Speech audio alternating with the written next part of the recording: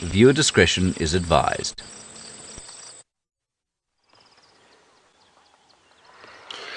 The lion calls have been echoing through the camp this morning, and we've managed to find this beautiful male and female.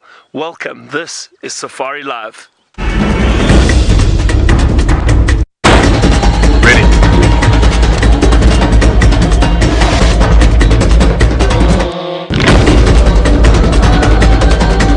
Standing by.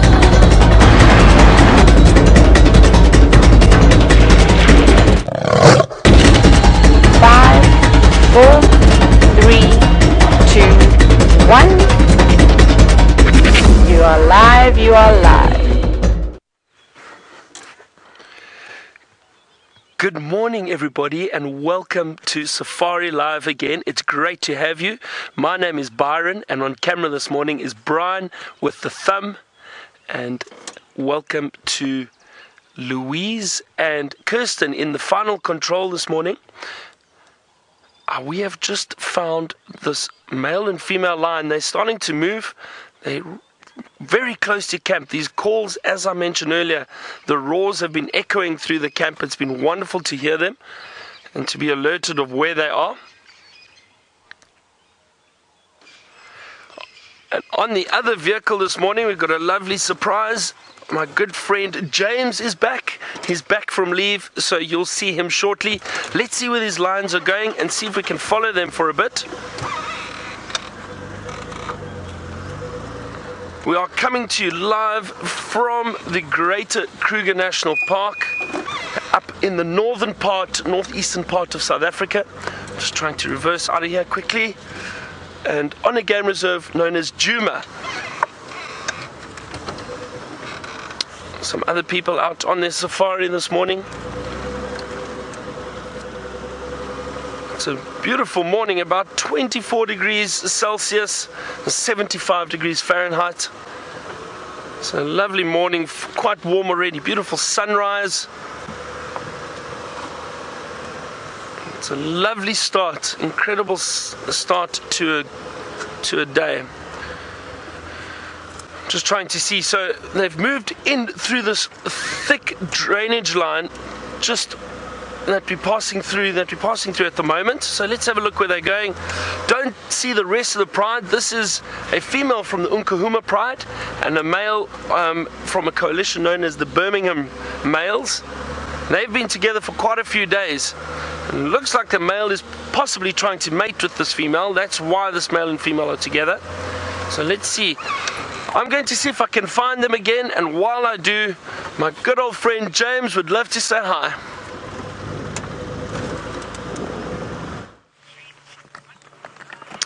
Good morning, everybody, and welcome to this end of the sunrise safari. The sun rose about half an hour ago. The temperature is already about 700 degrees Celsius, which is about 5 million degrees Fahrenheit. We're in for a scorcher. My name is James Henry. Viam is on camera. Hello, Viam.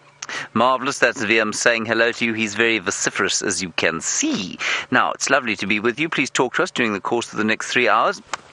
Flies everywhere. Hashtag Safari Live, questions at WildEarthTV. Over there, a tawny eagle, which is still there, and another bird, which I'm quite glad has flown away, because I don't know what it was. It was the very sort of pale colour, with a mottling on the front, and I don't know what it was. Given that it's sitting with a tawny eagle, I think maybe it's an immature tawny eagle, but I'm really not sure exactly. That one is obviously a tawny from its mottled and sort of dishevelled state, I suppose. And I just want to quickly look on my bird app if there isn't I know Brent has been seeing that pale form booted eagle, and I wondered if maybe that one wasn't one of those. It wasn't, it could also have been, I suppose, an immature African hawk eagle, but I don't think so. Anyway, the mystery will be solved at some stage, or not. Regardless, it's unlikely that anyone will be in any great distress as a result. Now, if we look, I'm going to try and do this here. Oh, there we go. That's not too bad. I think it was a booted eagle, actually. It looked very similar to that. Pale down the front, but not pale like a Wahlberg's in that it had some spotting there. And I think that's what it was. We'll just go through them. Yeah, very much the same. Let's go with pale form booted eagle. Mainly, of course, because it's nice to see a pale form booted eagle. There, that's definitely it. Wouldn't you say, Viam? Yebo. Viam says yebo, which of course means indeed. Yes, that's it. Good. Very nice, Viam. That's not a bad way to start this edition of the Sunrise Safari. Thank you very much for your kind welcomes back, everybody. It's nice to be back, I must say. I was at the seaside. And it's always quite nice. I remember I used to live, of course, in Johannesburg, and when I went down to the seaside, the thought of going back home to Johannesburg was enough to, induce a severe depression. But when you know that you're coming back to this rather than Johannesburg, well, the thought of coming back to work really isn't so bad at all, is it, Viam? No, he says. Good.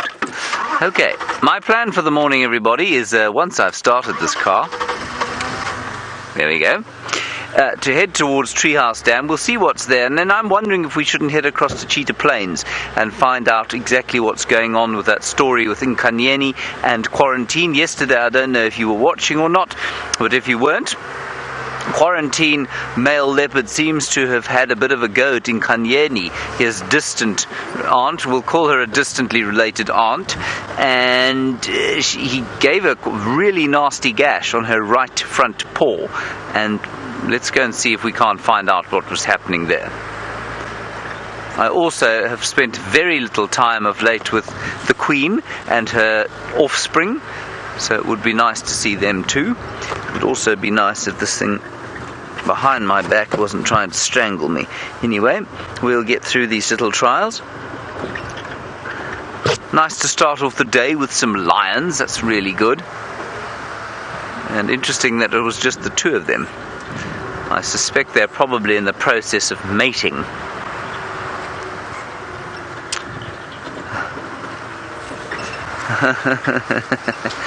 Hello. I think it's Nina. Nina, you say, how did I celebrate my birthday? Well, I had a very nice family affair down in the Eastern Cape, but before I left, I was at a very nice sort of a work affair, if you like, here with me new friends from Wild Earth. They threw me a bit of a party, a surprise party, which was good fun, and so I felt very loved. It was very, very kind. Everyone was very nice to me.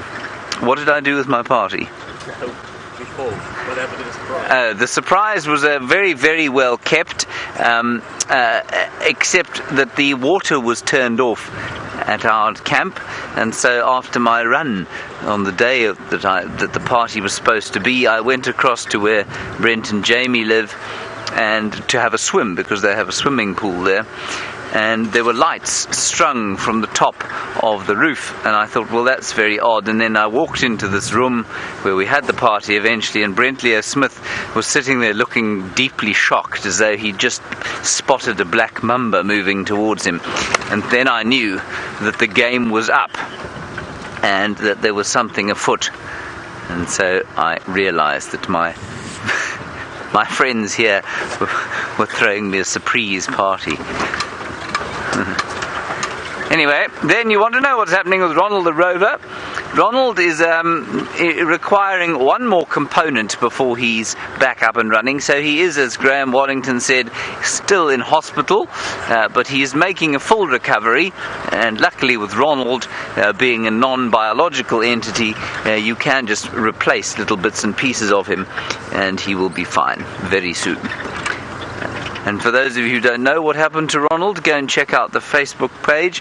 You will see his demise caused by the elephant. What you won't see on the Facebook page, or at the end of the video, is that his demise was caused by the elephant, but then solidified by me when I tried to drive him out of the dam and he drove straight into it and under the water. Then there is a smell of decaying matter around this area.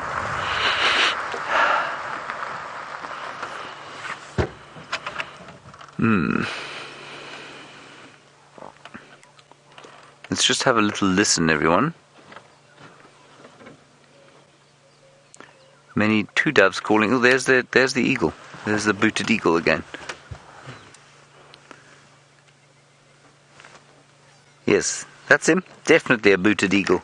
Wonderful.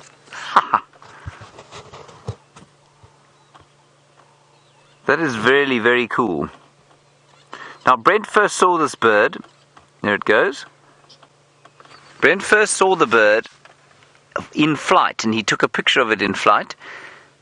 And when he said it's an immature booted eagle, I thought, yeah, it's a big call. And then he saw it again, and then I believed him, and now we've seen it too. Yeah, that's incredibly skillful for this early in the morning.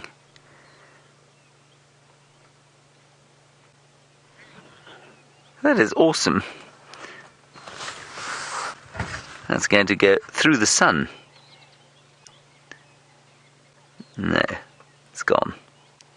The sun, everybody, like I say, rose before we came on drive. And it's already pretty hot, I must say. Yesterday, 38 degrees, 98 degrees Fahrenheit. Today, apparently, is going to 100. Let's carry on. Nothing to see here, Avian. Come on. Windy. There we go. Liam says the car was working perfectly until I got into it. Liam, I don't know what to say to that, other than I'm sorry.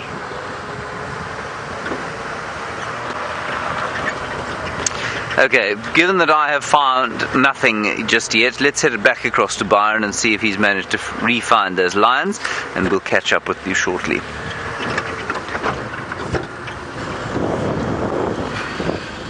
They've actually just disappeared from us for a second, but I think they've come out towards Djuma Dam. They walked through a very thick drainage line and it was difficult to stay with them. But hang on, yep, I'm right, they have come out. So let's see if we can get a good view of them. I'm going to cross the dam quickly. It's amazing how quickly these animals can disappear when they move through dense bush.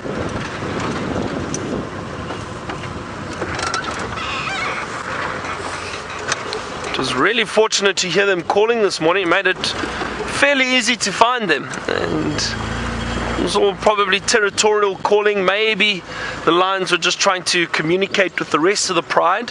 Not sure where they are yet, but we'll have a look. Perhaps the rest of the pride is around this area somewhere. I'm not sure if it's just the male and female that have come out again. Hang on. Oh, there are more lions. There we go. Yes, it's the rest of the pride, everybody.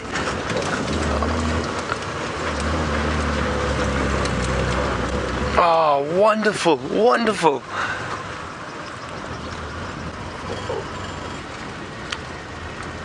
I'm going to try to get us into position, and the cubs are there too. That is great. Might get these lions playing while they move around. It's still nice and cool, and it's a wonderful time to find them because they are still moving. It's not too hot, so they don't have to lay in the shade. I'm going to stop just over here. There we go. Oh, isn't that wonderful?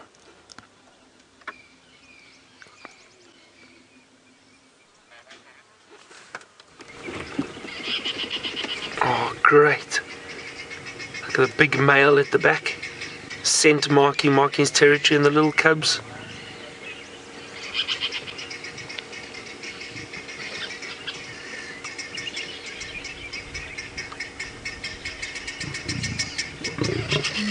Oh wow, look at it. Female's playing, but that male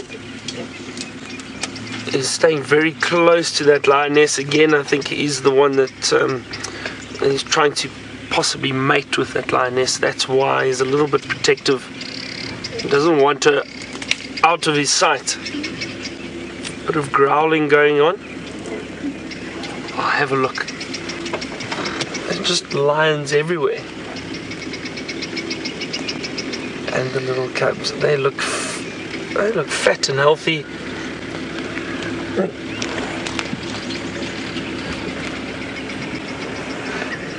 Now, one of the reasons why they're moving so quickly Let me just check quickly how many cubs are here, and then I'll tell you. 1, 2, 3, 4, 5, 6. I can only see 6 cubs at the moment. There's 7, there's another one at the back. Should be 8. Probably around. Well, let's just have a good look. So one of the reasons why I think these lionesses and these lions are moving so quickly is because that male's just joined up with them. And I'll tell you why. Even though this Birmingham male is one of the fathers of these cubs, lionesses are still very, very nervous to have males or big males around, because they can occasionally get quite aggressive without even knowing it. So let's just double check the cubs here at the moment.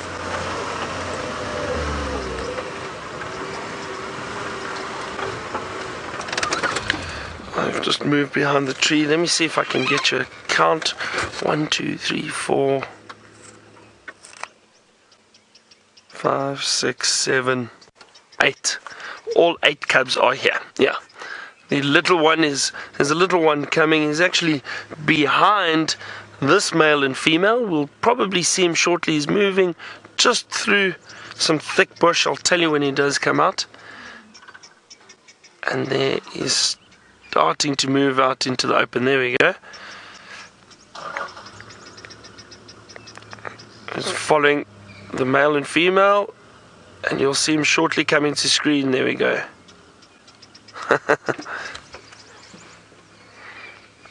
So as I was saying, I think these lions, the female's a little bit nervous having this male around, especially because he's looking to mate with the female. And they're just very, very careful because they've got these little cubs. They don't want anything to happen to them. And these males, even when they are looking to mate, they can become quite aggressive because he's now trying to protect this female. He's trying to mate with her. So, and you can see that little cub pause, and it's watching the male very carefully. You see that just slight hesitation, wanting to make sure that the male recognizes the cub that is there. Some of the other guests enjoying this lion sighting with us, guests from the camps in this area. Really a lovely, lovely sighting. So they've now moved right down into the drainage line. It looks like they're moving through this thick bush down towards the drainage line. It might be tricky to keep up with them. I'm just trying to see.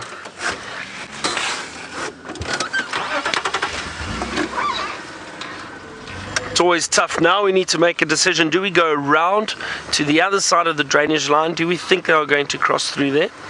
Or do we stick around and look if there isn't a gap to get in?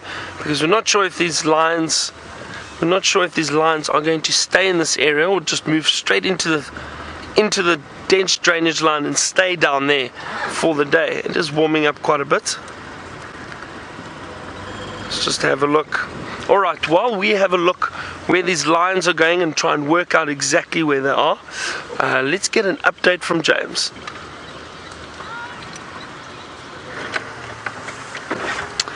We have just arrived, everyone, at the domain of the Chocolate Wahlbergs couple. There is Mr. or Mrs. Chocolate Wahlbergs, and Mr. or Mrs. the other is sitting in the nest just behind us. You can't really see, I just got a glimpse of her head, or his head, and their little nest is just here next to Twin Dams. And there he is, just warming himself in the sun, which of course is a stupid idea, given that, it's going to be volcanically hot most of the day. And I call them the Chocolate Wahlbergs, of course, because they are that very dark form, unlike the pale form ones we have close to Wahlberg's Eagle's Nest Road. Yes, that's correct. No sign of the... Oh, gosh.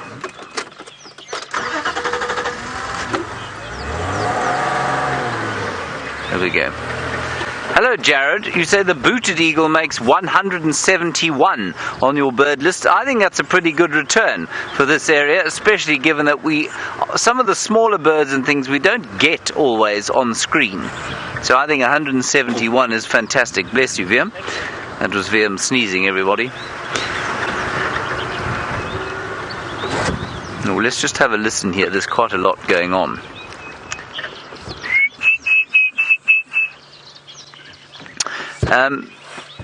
That was the orange-breasted bushshrike. Bless you, Viam.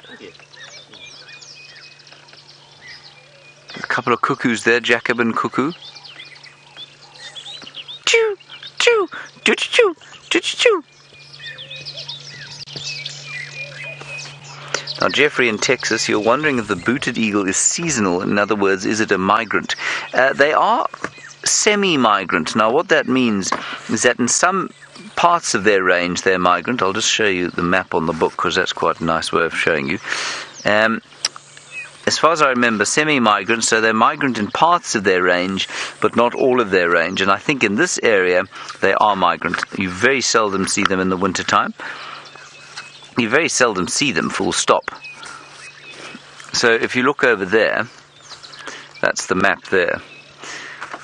That map you can see the bright pink area, or the sort of, it's not really brighter, the darker pink area actually. That is the area where it is permanently resident. And then the area where it's lighter pink is where it is where it's a migrant, and we're obviously in that lighter pink area around about there. Right. Also the mournful sound of the black cuckoo saying, "I'm so sad."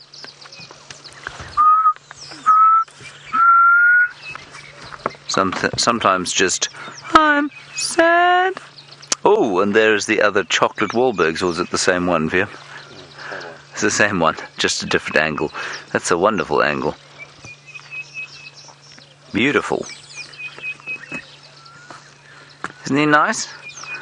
I often wonder what an eagle is thinking. Hello, James. You say, can I keep an eye open for a Diederik's cuckoo?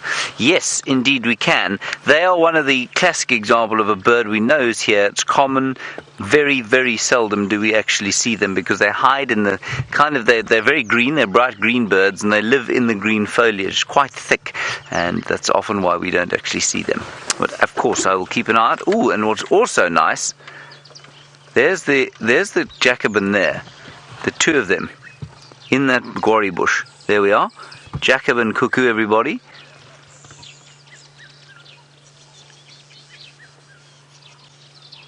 But I can hear lots and lots of weavers.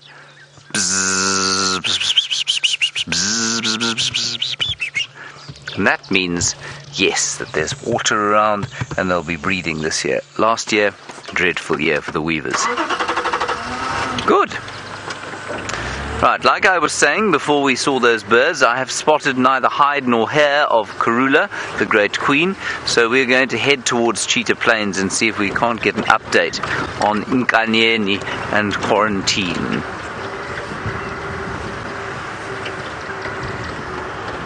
On we go. Twin Dams has got water in it. Now, I was chatting to somebody from Londolozi the other day, and Byron, of course, has just been there, and apparently they have had almost no rain at all. And so just 7 kilometers from here, not too much more than 5 miles, it's completely like a desert. Which is not really the case here. It definitely does smell rather full of life around here. Aubrey for Byron.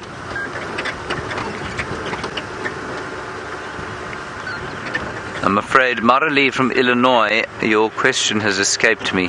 Louisi, go again with it, please.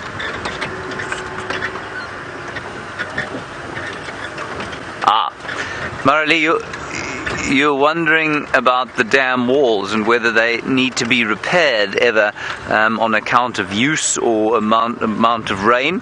The answer is absolutely yes, they do, and they were this year. The dam walls were all repaired here. The twin dams, the Buffelshoek Dam and Treehouse Dam, were all redone. And that's because eventually, yes, they inundate. They kind of disappear. Inundate is the wrong word. Erode, I suppose, will do. They erode away. Thank you, Louise. They erode away, and then, yes, it can become very difficult to get over them.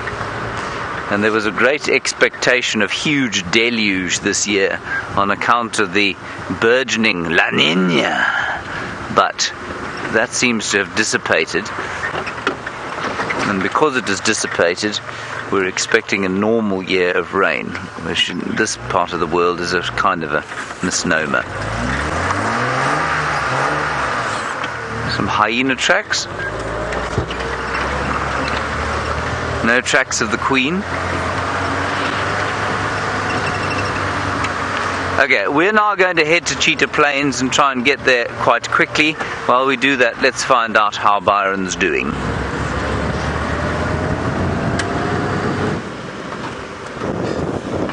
We've just lost these lions. They moved through into that drainage line, but I'm taking a big loop around and seeing if they haven't come out again this side, or perhaps they changed direction again and went out the other side. So we're having a good look. A lot of trees in the road at the moment. All these elephants breaking branches and leaving them around. These lions, I'm sure they're still moving, so that's exciting. So hopefully we'll get to see them again soon. I'm sure we will.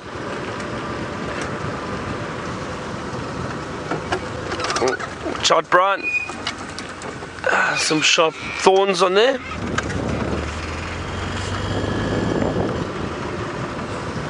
Sounds like James has been having a lot of luck with the birding this morning. That's great.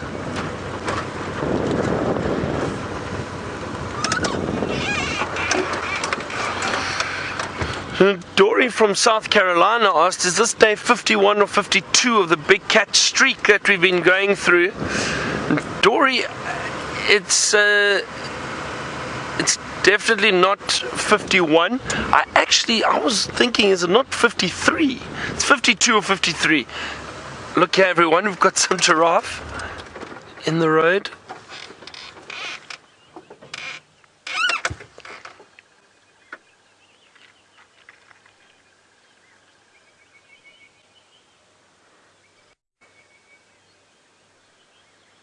Oh, isn't this a nice surprise? It just shows you, while you're driving around, you can bump into anything.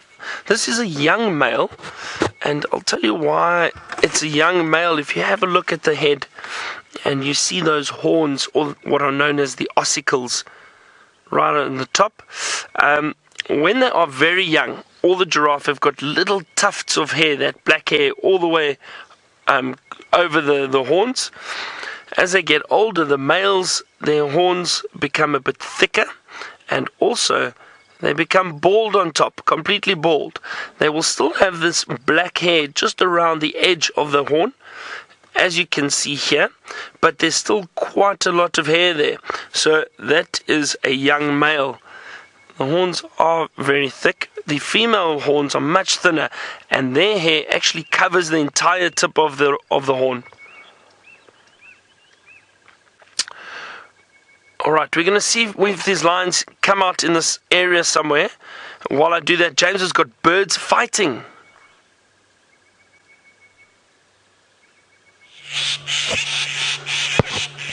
We have what is described here by Wim Durenbrak as a neighbourly dispute. Two hole-nesting birds, the Birchall starlings to the left, and they're fighting with each other as well, and then the purple roller to the right. And I suspect what we have here is a lack of hole on this sort of dead leadwood tree, and I think that there's a couple's dispute over who owns which hole. Unless, because that's a bit of an alarm call that those Birchall starlings are making, unless there is some kind of predator in the tree, and given that I can't see it, that could probably only be a snake if there is one. I don't see one. Just look at the very top there.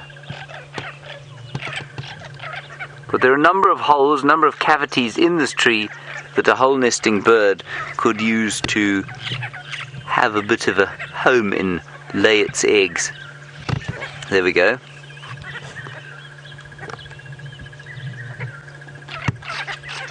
And in the background, James, I can hear the Diederik's cuckoo.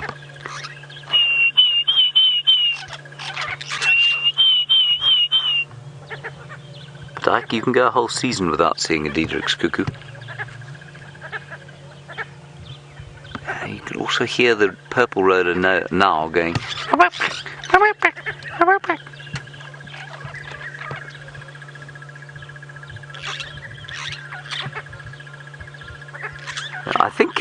I think they probably both think that this should contain a number of good holes, but perhaps doesn't. Oh, there we go. Now the roller is a bigger bird with a heavier bill, and I think the starlings will be careful of him or her. Yeah. It's very cool.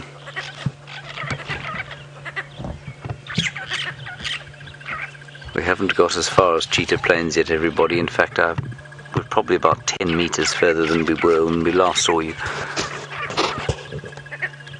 There's a hole. There we go. Go on, go and have a look inside. Look at that.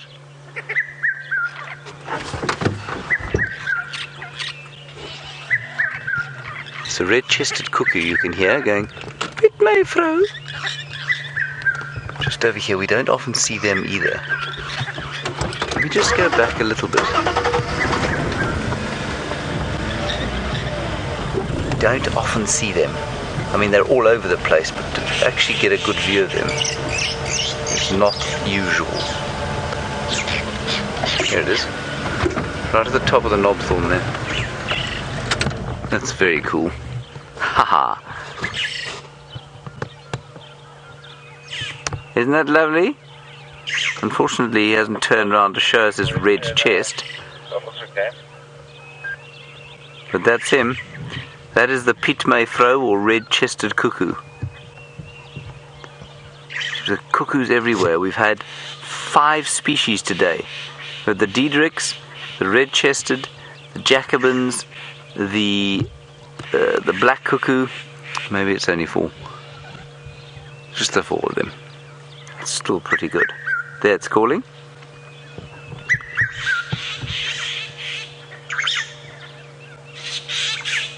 How cool is that?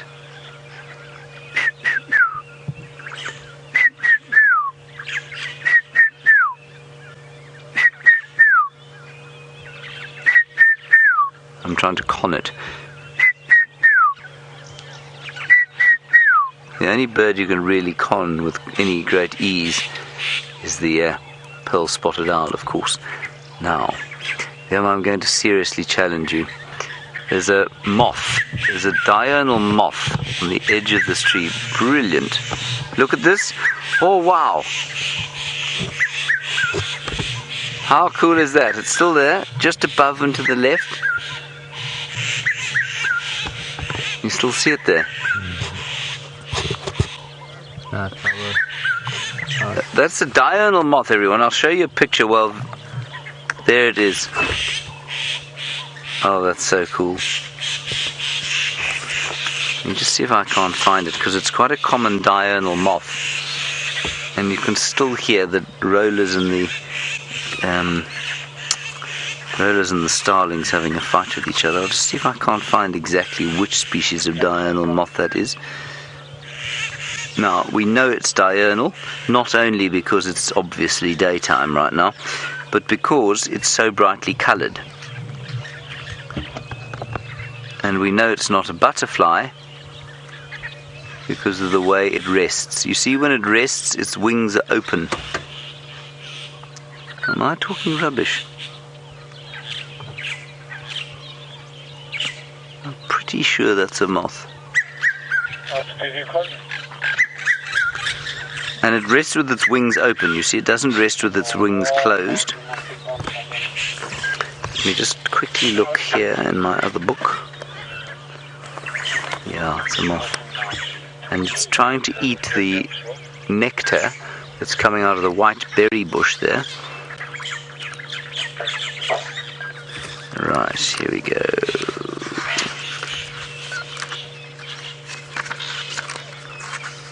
Good bird fight. These birds are going ballistic, aren't they? They're really very angry with each other. There it is. It's called a false tiger moth.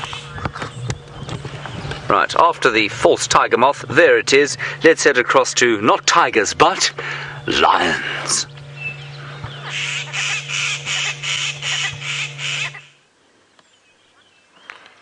We've just had the lions come out.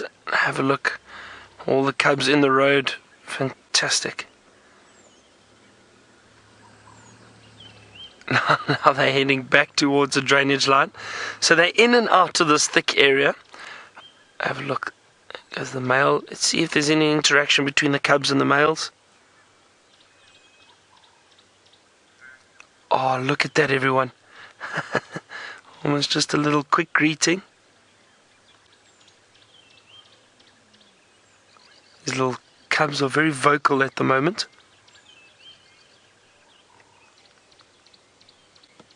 Not sure what that male is. That phlegm and grimace.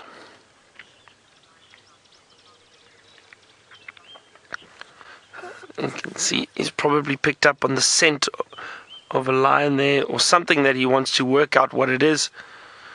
So they smell and taste and then put that scent on the Jacobson's organ at the back of their palate, and that's the phlegm and grimace that they do. Look at that.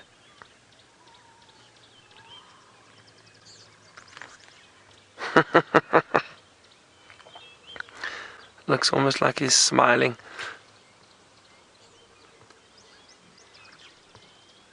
These rest of the lions are moving through into the thicket there. So we've got a question from Velma who wanted to know, what age do the lions start scent marking? And it's usually when the males become dominant and are able to set up a territory for themselves. So, I mean, they'll spray the urine around and the prides will scent mark their territory. But I think males, for example, probably from about 5-6 years old when they start moving into their prime.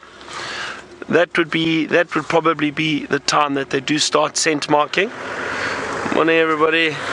And then females, maybe even earlier, from about 3 to 4 years old, they'll start urinating, and that will then probably mark their territory, and those females become part of that pride very, very quickly. For males, they need to then set up territories later on and probably have to compete with other big dominant males in the area, and they're usually only able to do that when they do get a bit older. So I would say probably 5-6 years old, somewhere around there, maybe even a bit later, depending on the competition in the area.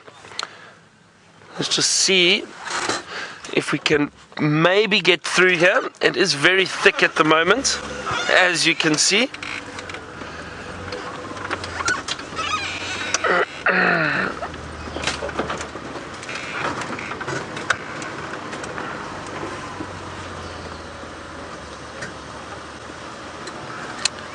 It looks like there's a possibility that they've actually just laid down. So let's have a look and see if we can't get a view. Oh wait, here's the big male again. And I think the rest of the pride might get a view. Yeah, they're just to the back. But there's that male out in the open.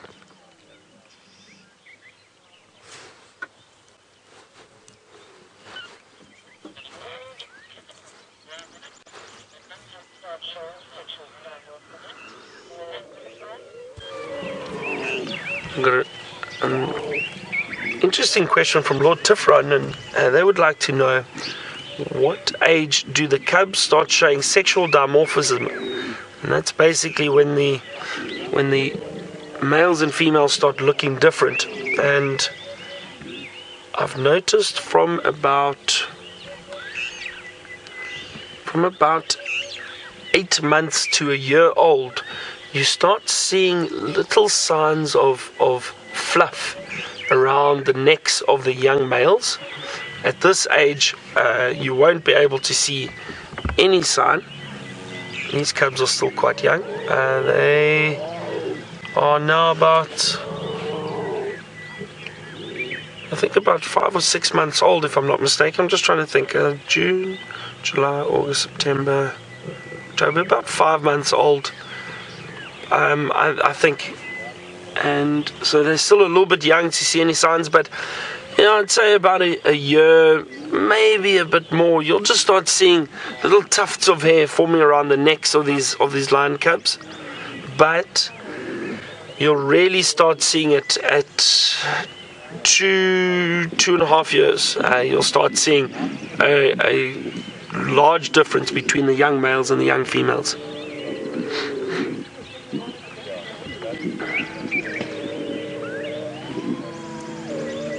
Can you hear that sound? These cubs are very vocal at the moment, probably trying to suckle it. Yeah, looks like it.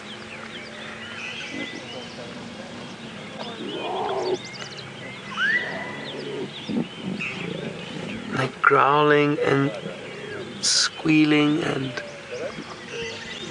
moaning, wanting milk, I think. Even though they're at an age now where they're drinking water and they're feeding on meat, these lion cubs still try their luck and still try to get some milk from the mothers.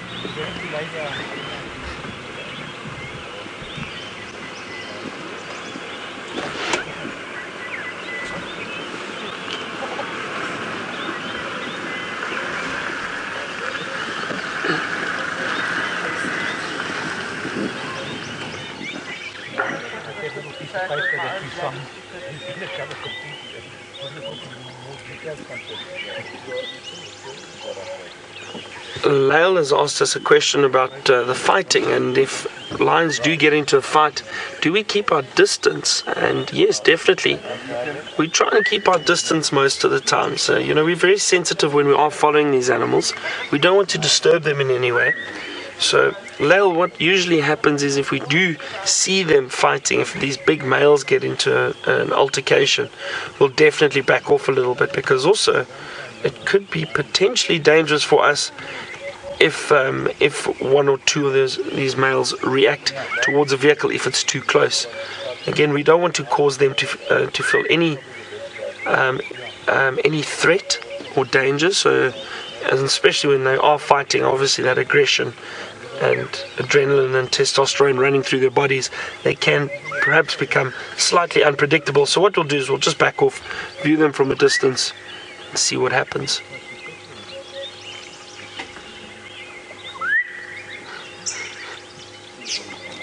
That scar is looking a lot better on this lion.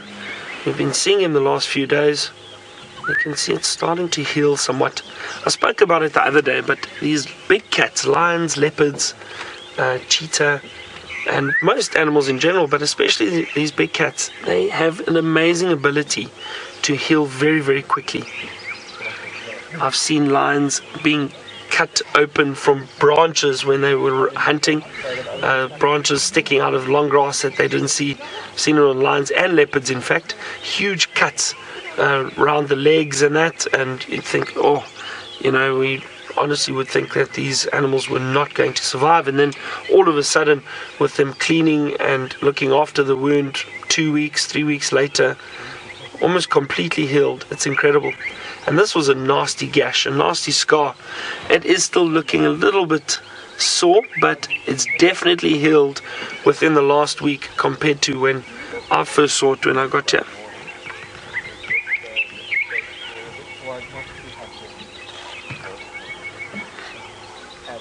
And again, there seems to be a change of weather, the cloud cover coming over now.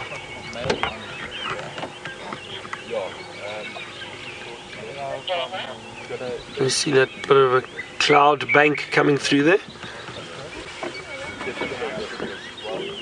And Game has asked us, why is it that this male, or generally, the males tend to lie a little bit further away from the pride. So I think probably one of two reasons. One, we spoke about it earlier, the females are a little bit nervous and a little bit wary with these big males around, even though these males know that these cubs are theirs, and there's generally no danger to the cubs from these big males, but they can, they're really big and powerful, and if they snap, they can get very aggressive and they can cause some damage. So possibly the lionesses just want to keep the cubs a little bit away from the male. And the other thing is, maybe the male just isn't that interested in getting too close to the cubs. He doesn't want to be bothered by little cubs climbing over him. So that could possibly be the other reason. Those would be my two guesses.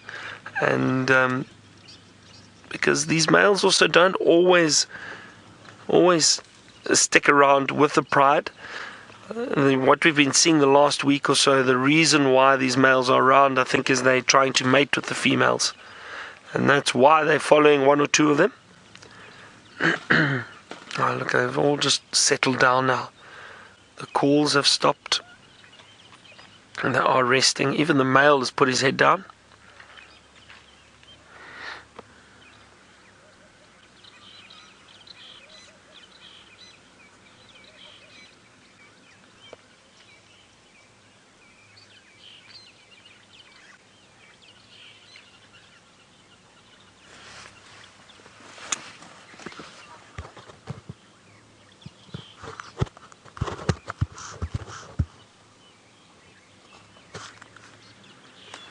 Very peaceful right now. There's still just a few bird calls, starlings and fork-tailed drongos, Cape turtle dove, all these birds calling around us at the moment.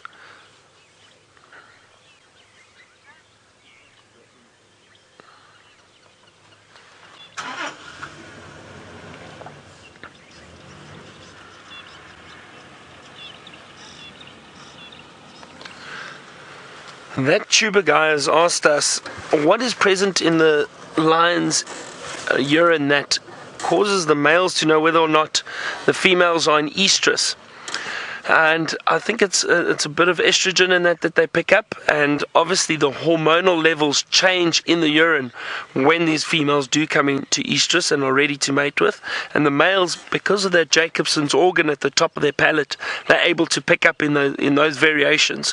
So I think it's a mixture of hormones, estrogen, all of those, and these lions are then able to pick up on that change and then know that they're potentially ready to mate. So it's amazing, though, if you think about it, how these animals are able to use these additional sense organs to work out that now is the right time to mate, and they'll stick around with the females and spend, usually when they are mating, it could be anywhere between 3 days to a week, where these males will stay with the females, they'll mate, and then usually move off. And it's the same with leopard too. Leopards also do something similar, where, however, the females instigate the mating with the males. They'll go and look for a big dominant male, and when they do begin to mate, it'll be again 3 days to about a week on average. And those animals will stay together, that pair will stay together, they'll mate, and eventually split up again. These lionesses will stay with the pride, and the male will most likely patrol the rest of his territory, looking for other females to try and mate with. We're going to spend a little bit more time with these lions. James has got a rather large animal he'd like to show you.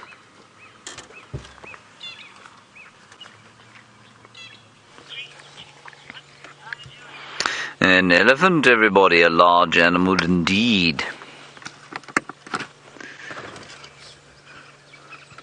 He's a probably decent-sized bull. He's probably about 25 or so. Unfortunately, as we came live, he decided he's actually very shy, and he's moved himself behind that black monkey thorn tree on which he's feeding. Now, the black monkey thorn, of course, blessed of some of the most unpleasant and vicious hooks that the bush has to offer, and yet it makes no difference to the elephant. He will put them in his mouth, chew them, and roll them over his tongue, no problem. You may also notice that the light has turned quite flat and I'm not sure if this sort of cloudy bank has managed to reach Djuma yet. We're, of course, quite a long way east of Djuma, but it's quite strange.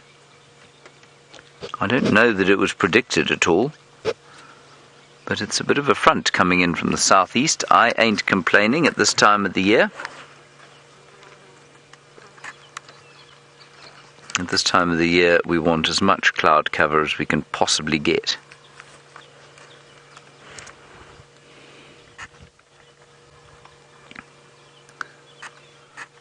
I might take a picture. Are you ready, Vim? Mm-hmm. Oh, I think I got a picture. It's particularly poor, but I got one nevertheless. There you can see him eating the branch and the leaves, and he'll be enjoying those leaves. But again, as I say many times, an elephant, if it can, will eat grass. And the reason they aren't eating a great deal of grass at the moment is that while it is green, there's nothing really long enough for them to pick. There he is, standing like Fred Astaire at a jaunty angle. He looks like he's going to be doing some dancing. Vim, what do you think? He's having a good time, I suppose. He is, yes. He's got a nice breakfast. He's now a celebrity on the internet.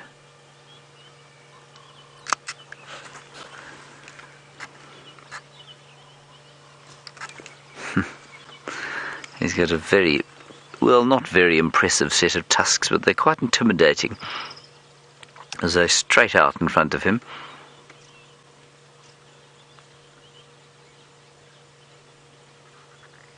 He also seems to have a bit of a cold. He's dripping mucus from his nose, which in any other language is known as snot, of course. But I'm sure he'll be okay. It's quite interesting, there's quite a lot of evidence to suggest that elephants, which we know are very intelligent, are able perhaps to self-medicate. In other words, they know which plants to eat when they don't feel so fly. So I wonder if this chap is eating some acacia on account of the fact we know that acacia bark has got analgesic properties, so fever-reducing and pain-reducing properties. Maybe that's why he's eating this tree instead of trying to find some green grass. That, of course, is nothing but wild speculation.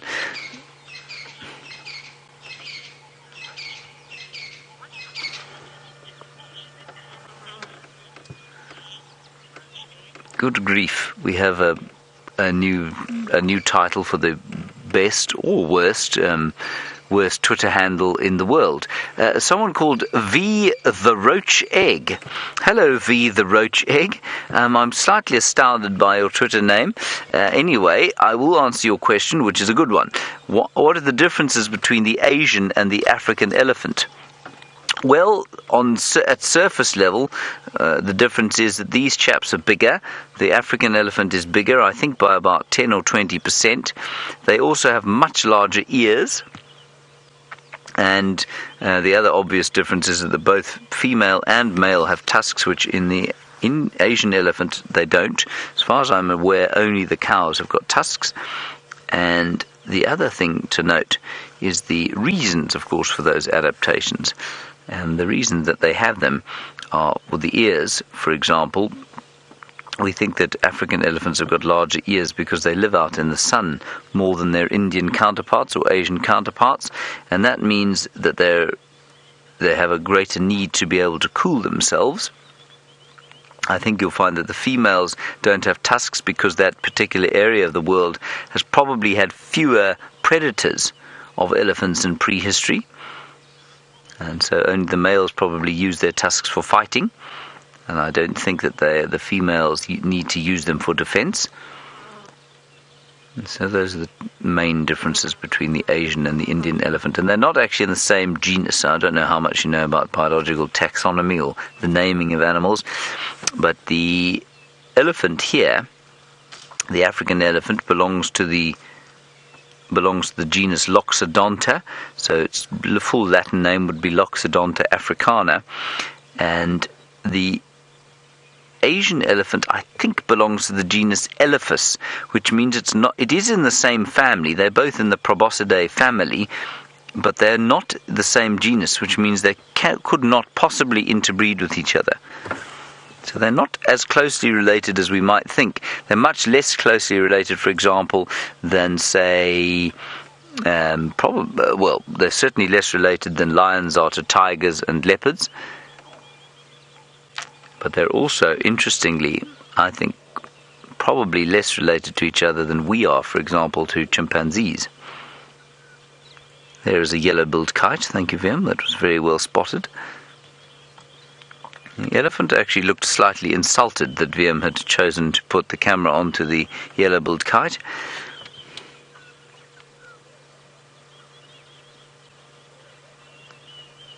And he's on his own now, of course, because he's looking for some... Well, he will eventually, if he comes into must, be looking for a herd of elephants, one of which he will try and mate with. But he is at the age now where lone time is at a premium. He will want to spend most of his time alone and not be around any other bulls. And that's probably because he's around about 25 to 30 years. And while there could be other bulls around here, he won't spend a great deal of time with any sort of physical contact with them. Sorry about that, everybody. That is the Game Drive comms, which we are struggling with a little bit at the moment. I might have to take another picture of that, Vim. Thank you. Blurry safaris.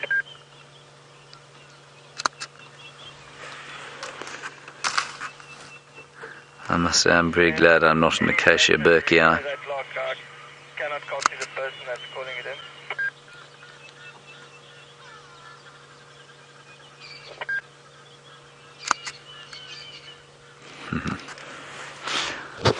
Right, I think we're going to try and move on from here. I'm just going to find out if we can. Alright, so we'll head back to Byron and the lions. We have to get through this area of dodgy signal, and then we'll see you at the other side. Probably close to the southern boundary, and hopefully we'll get some kind of view of the leopard. See you just now. Good morning, we just...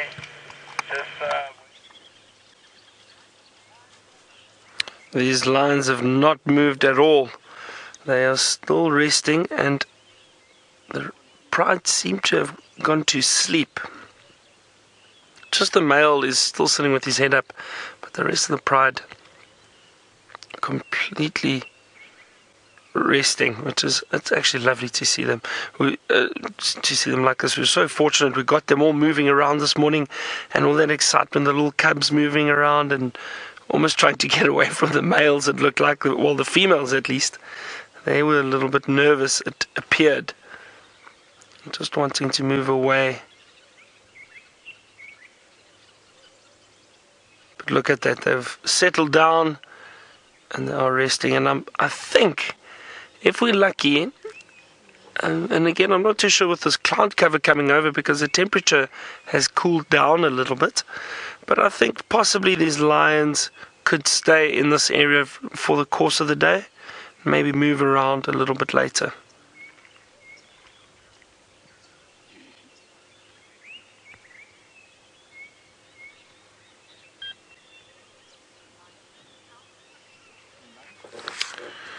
Let me just have a look at how many lionesses there are here. I see 1, 2, 3, 4. Looks like 4 lionesses. But I do know that one of the other lionesses is with the other male, and I think they are not far from Djuma Dam, and I think it was those that we had this morning. They all came through, and then they moved. They then separated again, because this is not the male that we had this morning. This is the different male.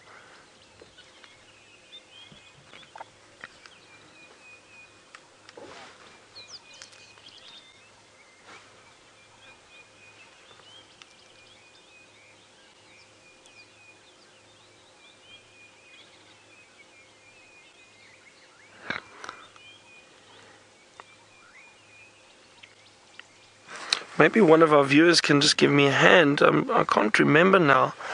How many of these Birmingham males are there? Are there still 4 of them around? A coalition of 4, if I remember correctly.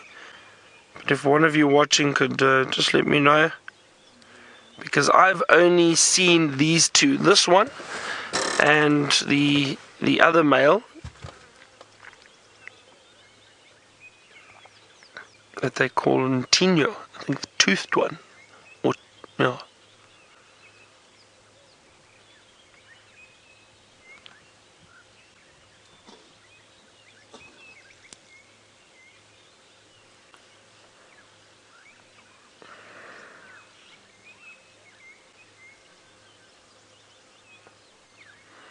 And this one I know they have called Nkuhuma. And the other one Nat.Geo.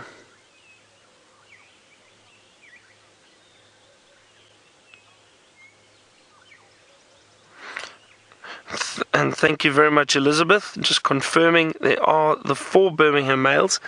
Yeah, and Elizabeth, I haven't seen the other 2. I've only seen these 2 since on this trip that I'm with you now. So I've been here just over a week.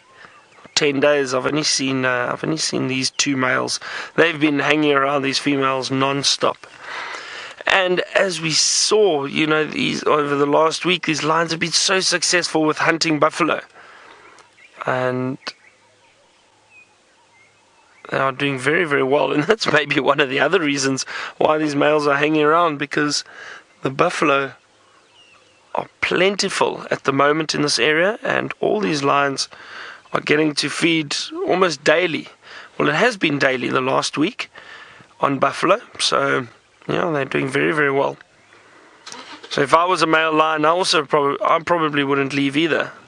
All the females around, there's food.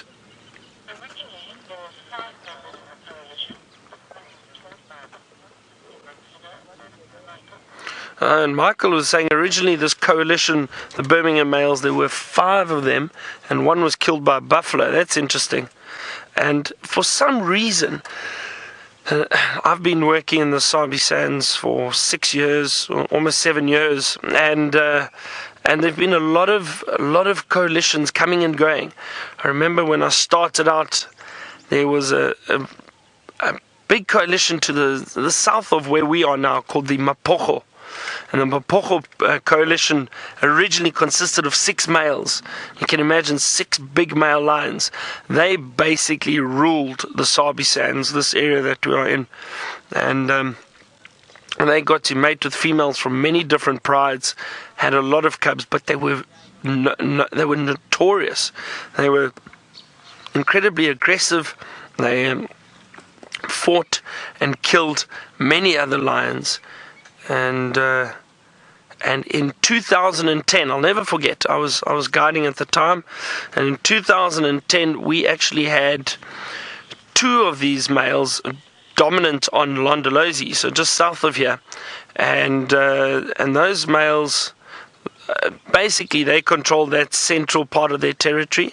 The other males had moved off. One of the older males had died, so there were only 5 of them left. And what had happened was we had a new coalition coming to the area, and they were known as the Majinga line.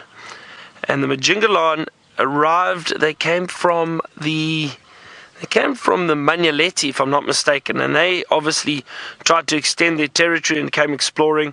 And they came through this northern part of the Sabi Sands, and they split up one evening, and one of the males bumped into those 2 Mapocho that were on Londolozi, and these lions fought, and those 2 males killed that male. It was incredibly interesting, and they actually fed on that male after they killed him. And the theory is that that's all dominance display. There's not usually signs of cannibalism within these big cats, but I believe that was just a sign of dominance, and because of all the aggression that those lions are feeling. So those 2 Mapochos actually killed that one Majinga lion male, And what happened then, all that commotion alerted the four brothers, the former Jingalan brothers that were left. And they ran down, and they actually killed one of the Mapocho brothers, and the other one fled all the way to the western sector of the Sabi Sands, where he met up with the four remaining males. And I actually just want to let you get back to James. He's got something very interesting to show you quickly.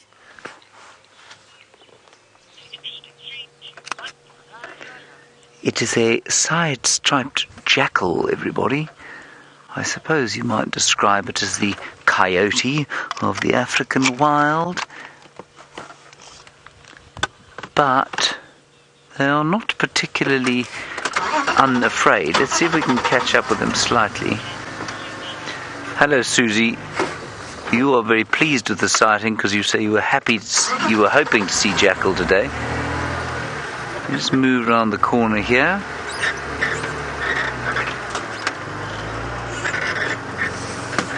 Now, unfortunately, I was a bit slow to see them.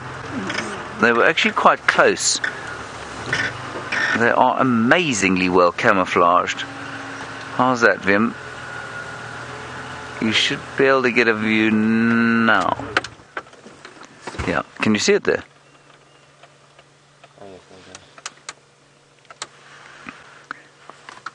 Oh, they're fantastically well camouflaged.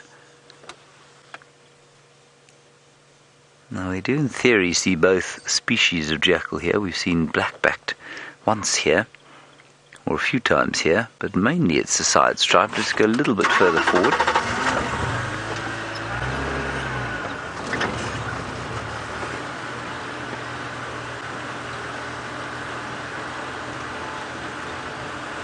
There they are. I'll just go a little bit further forward. How cool is that? They think we can't see them. They are wrong. There is something very wolf-like about them, I find.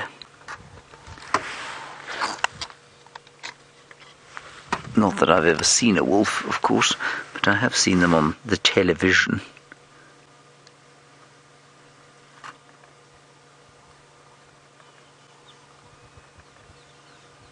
I think that's quite cool.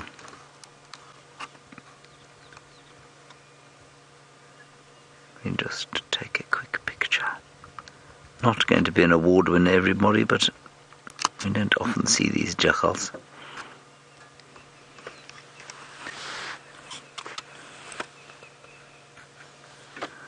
That's very cool.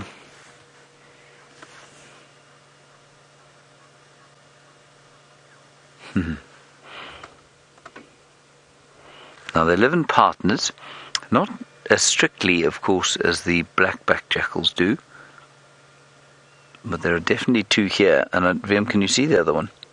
It's just behind there. There it is. And that's what they were doing when we arrived here. One was sitting up and one was lying down, and they got a bit of a fright from us, and that's why they ran off.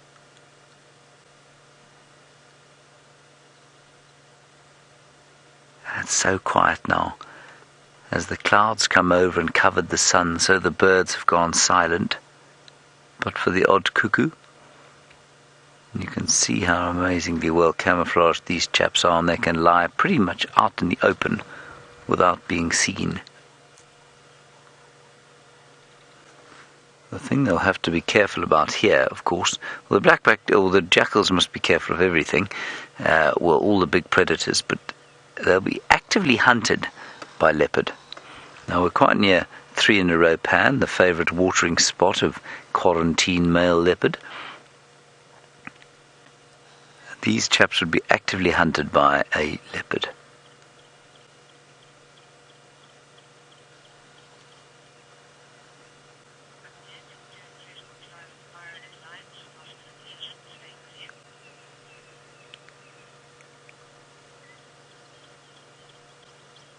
Very cool. And thank you all for your screenshots via VM. You're all taking brilliant photographs. Thank you for that. Let's head back around that way. I want to go past 3 in a row pan and see if Quarantine isn't back in his sort of haunt. Apparently Tingana was seen coming onto this area yesterday as well. Maybe he's coming to sort out Quarantine. Right. On we go. That was really quite nice. You don't often see them for long. They often just sort of scatter across the clearings and then you don't see them again.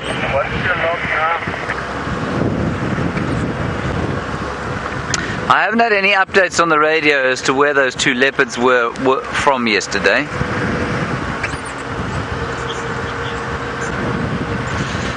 Hello, Sarah in Georgia.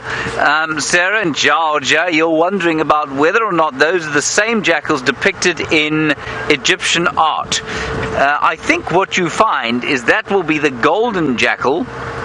I think. I'm just going to check here in this rather marvellous book. I'll just quickly find all the jackals. But yes, so very similar, same genus. But I think that was largely the golden jackal up there. I'm not sure the side stripe extends all the way there. Now, you just keep an eye out for leopards, Vim. I'm reading a book and driving at the same time. Oh. It appears to be the carcass of a buffalo. Have you seen this before? Apparently you did see it here yesterday, everybody. Now, what is very, very interesting about this, of course, is not so much the macabre scene of a buffalo that died stuck in the mud. What is interesting is that nothing is eating it. Something's had a go at its backside, but you can see it's not being eaten, largely because there has been so much to eat over the last few months because of the drought.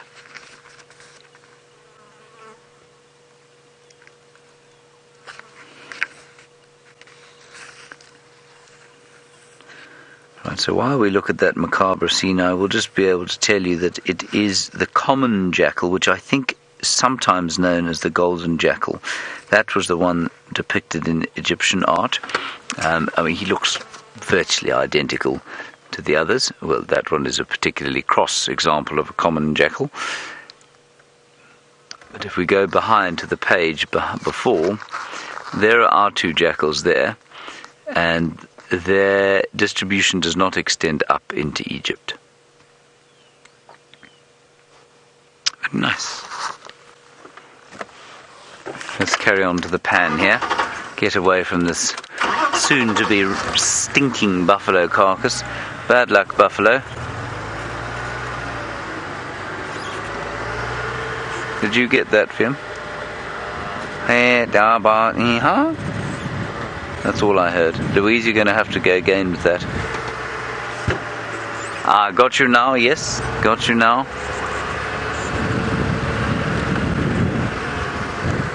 Oh.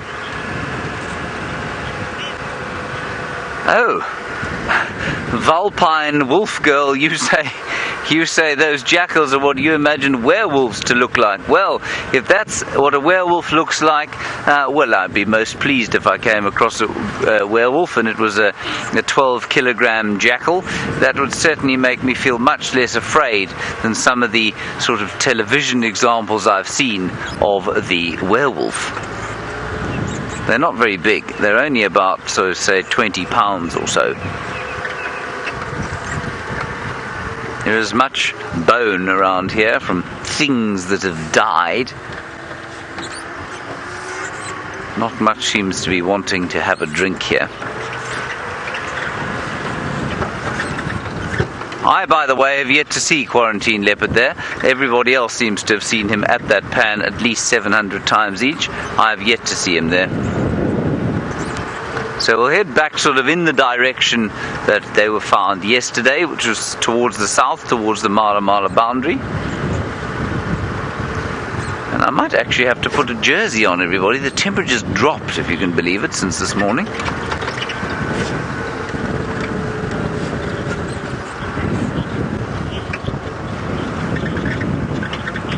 Hello, Lord Chitteron. We've had some classics today. Vulpine Wolf Girl, Lord Chitteron. What was the other one? That very scary one, Brown the Elephant. I've forgotten now. Oh yes, the roach egg, the roach egg. Right, Lord Chitteron, you're wanting to know about the disease that may or may not be caused by rotting carcasses all over the bushveld. No, I don't think there'll be much in the way of disease, Lord Chitteron, and I think that is, all of the animals here that do eat dead flesh are capable of digesting rotting meat. And also, I think that you'll find they'll avoid carcasses that are perhaps infected. And I know that things like anthrax, for example, which can be held in bones, the risk of anthrax around here right now has, I think, pretty much disappeared on account of the rain that we've had. So no, I don't think there's much chance of disease. I just think it's quite interesting that there's so many buffalo dead. I would have thought, given the rain that we have had, that they would have perhaps put the condition back on that they lost during the drought. But I think maybe the TB is affecting them. Now that, of course, can infect predators like lions. We know that most of the lions here have picked up bovine tuberculosis. But I think that the bovine tuberculosis and its infection rate in the buffalo here has perhaps... No, it's not. Has perhaps caused them to really not cope with the drought as well as they might have.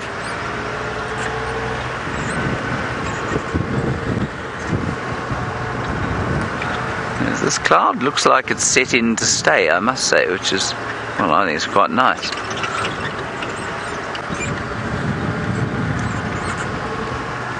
I'd be quite interested to know if Byron is also experiencing it. Louise, is Byron also experiencing the cloud? No, there we go. It's reached Djuma as well, which of course is not that surprising given that it's not very far away. There is, as a friend of mine was saying a few days ago, he said there was a stink in the air, basically from the rotting number of buffalo that have died. And there really is a bit of a smell of rotting carcass around the place.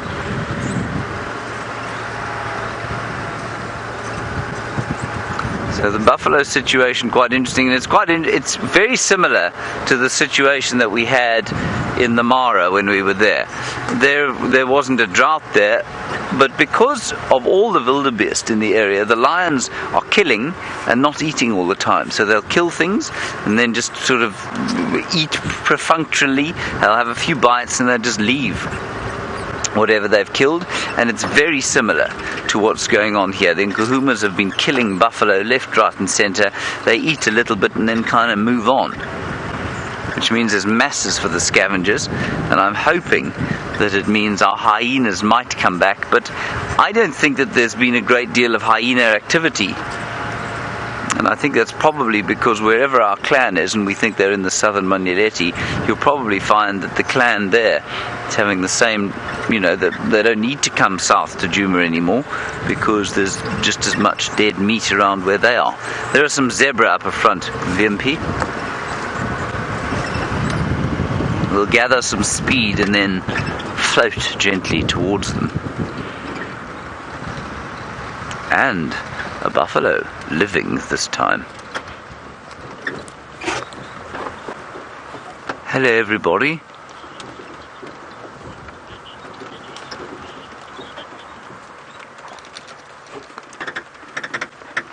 Just ease our way in here. Well, they're being very confiding to us.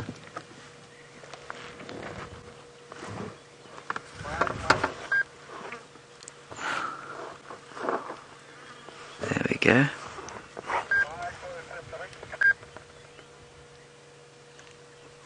I can hear some European bee eaters, so that's quite nice. They've been back a little while now. And I am going to put my jersey on, everybody. It's got quite nippy.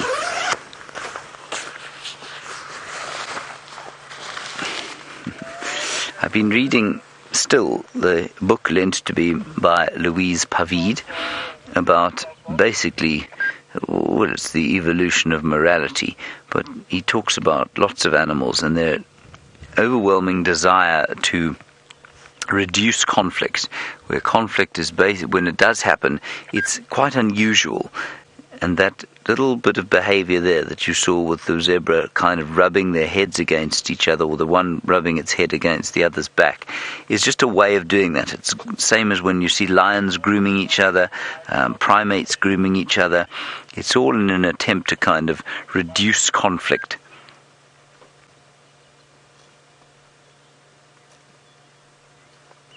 And of course, by reducing conflict, you live in a more harmonious society, and that means you have much more time for other things like eating and looking out for predators.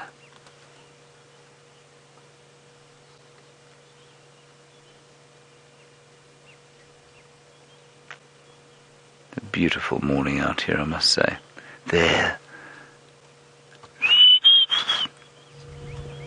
I can hear there are many Diederik's cuckoos around here. We will try and get a view of them. I don't know why the car is moving forward.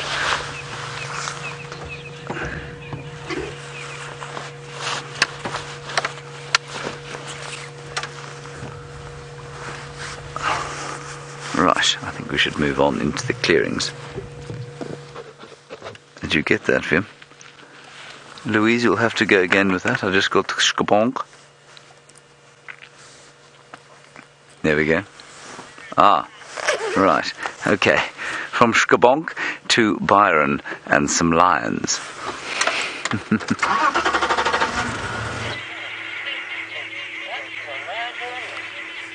These lions are still completely relaxed.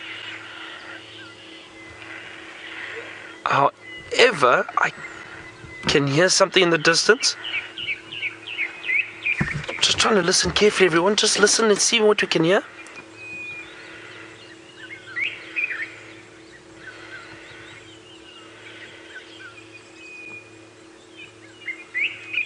That was a very strange sound. I'm not sure what that was, but I think it was possibly an elephant. And I say that because I've heard the branches breaking, and they're definitely moving closer towards us.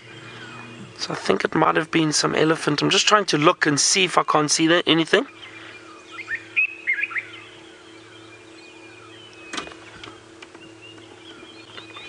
But I don't see anything. But look at these lions, still very much relaxed. And look at that one little cub over there, resting its head on its mother's belly.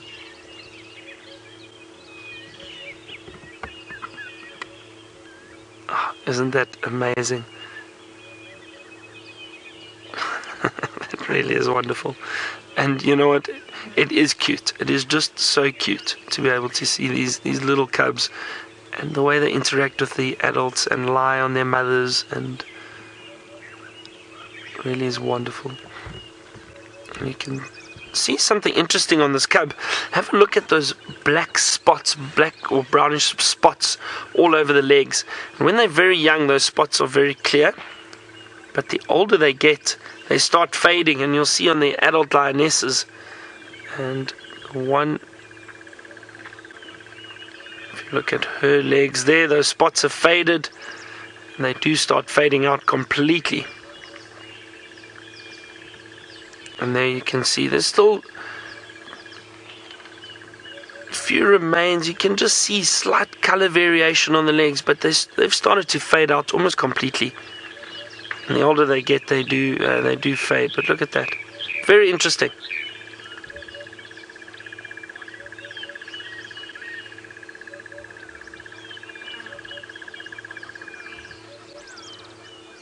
Just listening to more of these elephants, or the branches breaking, these elephants in the distance.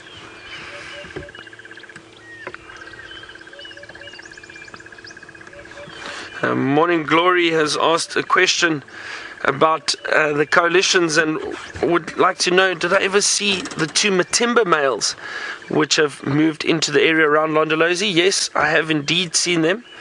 They were around. I was there in September and took guests there on safari, and we got to see them.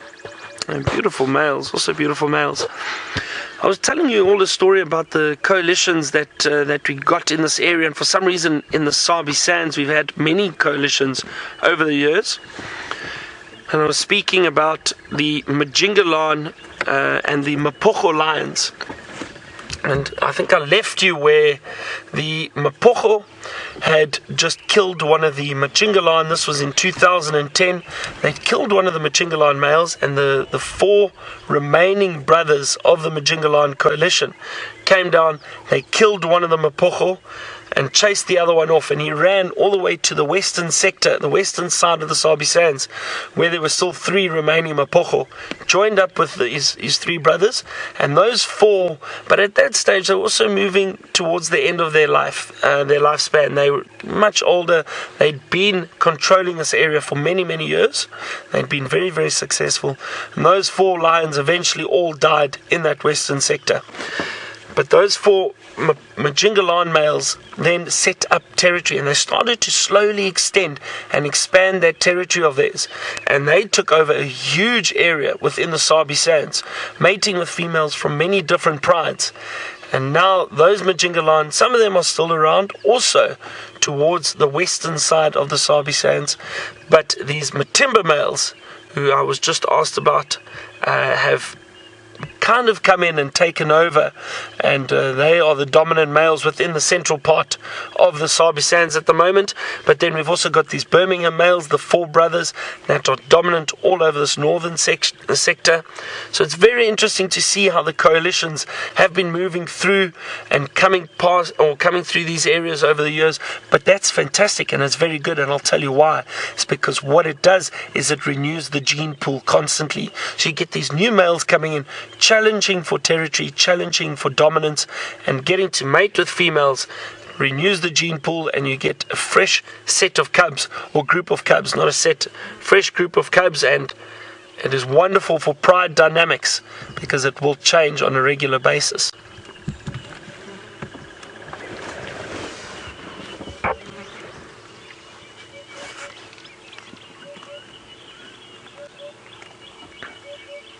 Sounds like the elephants have become a bit quieter.